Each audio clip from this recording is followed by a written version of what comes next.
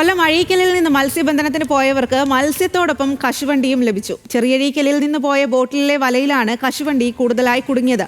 മുങ്ങിയ ചരക്ക് കപ്പലിലെ കണ്ടെയ്നറിൽ നിന്നുള്ളതാകാം എന്ന നിഗമനത്തിലാണ് അധികൃതർ.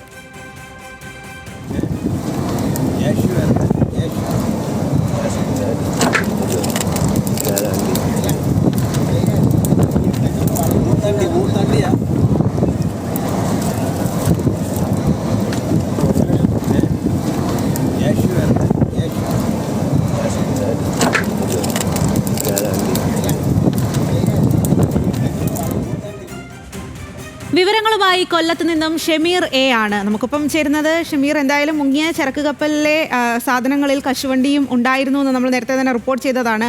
അതിൽ നിന്നുള്ള കശുവണ്ടി ആയിരിക്കും ലഭിച്ചത്. ഇവിടെ ഒരു കൗതുകം എന്ന് പറയുന്നത് കശുവണ്ടിയുടെ നാടാണ് കൊല്ലത്ത്. അവിടെ തന്നെ ഈ കശുവണ്ടി ലഭിച്ചു എന്നുള്ളതും മറ്റൊരു കൗതുകമാണ്. എന്തായാലും മത്സ്യത്തൊഴിലാളികൾക്ക് എന്താണ് ലഭിച്ചത്, അവരെന്താണ് ഇക്കാര്യത്തിൽ പറയുന്നത്?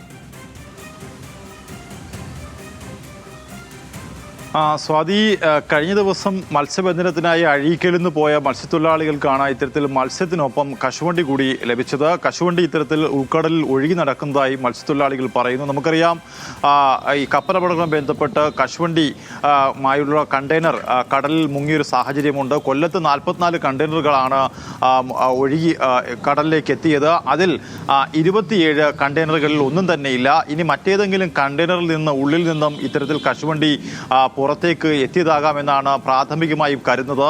ഇത്തരത്തിൽ ഒന്നിലധികം ബോട്ടുകളിലുള്ള മത്സ്യത്തൊഴിലാളികൾക്കാണ് മത്സ്യത്തോടൊപ്പം കശുവണ്ടി കൂടി ലഭിച്ചത്. ഇതിനുശേഷം മത്സ്യത്തൊഴിലാളികൾ ഹാർബറുകളിൽ എത്തിയപ്പോൾ കൂടുതൽ മത്സ്യബന്ധനത്തിന് ബുദ്ധിമുട്ടുണ്ടാക്കുന്ന രീതിയിൽ കടലിൽ പല വസ്തുക്കളും ഒഴുകി നടക്കുന്നു. അതിനോടൊപ്പം തന്നെയാണ് ഇത്തരത്തിൽ ഈ കശുവണ്ടി ഒഴുകി എത്തുകയും ചെയ്തത്. എന്തായാലും എണ്ണപ്പാടത്തിൻ്റെയോ മറ്റോ അംശങ്ങളൊന്നും തന്നെ കടലിലില്ലെങ്കിലും കടലിൽ പല വസ്തുക്കളും ഒഴുകി നടക്കുന്നുണ്ട്.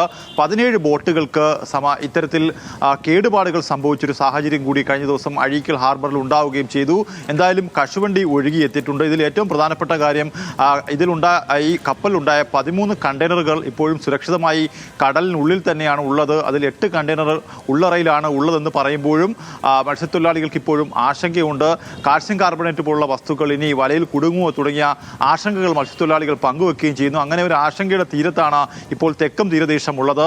ഇപ്പോൾ കശുവണ്ടി കൂടി ലഭിച്ചതോടുകൂടി മത്സ്യത്തൊഴിലാളികൾ കൂടുതൽ ആശങ്കയിലേക്ക് പോകുന്നൊരു സാഹചര്യമാണ്. എന്തായാലും ഈ കപ്പലിൽ നിന്നുള്ള കശുവണ്ടി തന്നെയാണ് കടലിൽ ഒഴുകി നടക്കുന്നത് എന്നാണ് മത്സ്യത്തൊഴിലാളികൾ പറയുന്നത്. സ്വാതി. ശരി ഷമീർ, കൊല്ലം അഴീക്കലിൽ നിന്ന് മത്സ്യബന്ധനത്തിന് പോയവർക്കാണ് മത്സ്യത്തോടൊപ്പം കശുവണ്ടിയും ലഭിച്ചത്. അതായത് മുങ്ങിയ ചരക്ക് കപ്പലിലെ സാധനങ്ങളൊക്കെ കടലിൽ ഇത്തരത്തിൽ ഒഴുകി നടക്കുകയാണ് എന്നുള്ളതാണ്. അതിൽ വലിയ തരത്തിലുള്ള ആശങ്കയുമുണ്ട് മത്സ്യത്തൊഴിലാളികൾക്ക്.